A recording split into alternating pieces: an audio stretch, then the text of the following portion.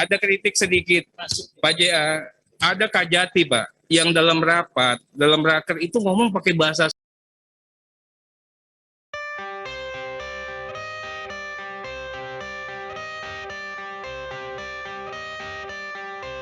DPD PDI Perjuangan Jawa Barat melayangkan surat permohonan kepada DPP PDI Perjuangan untuk memberikan sanksi kepada Arteria Dahlan, anggota DPR RI yang meminta pencopotan Kajati yang menggunakan bahasa Sunda dalam rapat beberapa waktu lalu.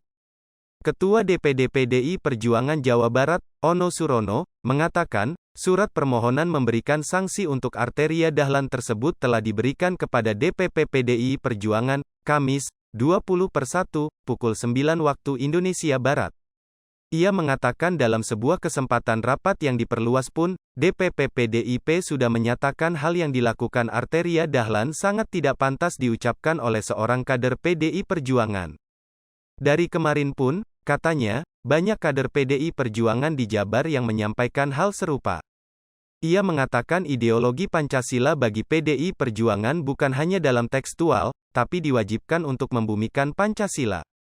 Salah satunya harus mengagungkan semua suku, budaya, agama, dan ras yang ada di Indonesia.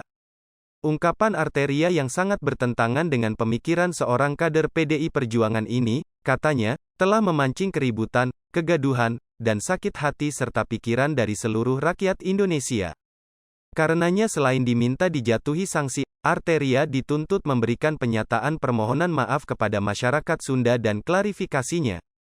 Ia yakin masyarakat Sunda berbudi luhur dan cerdas, bisa memisahkan antara ujaran pribadi seorang Arteria dengan PDIP Perjuangan.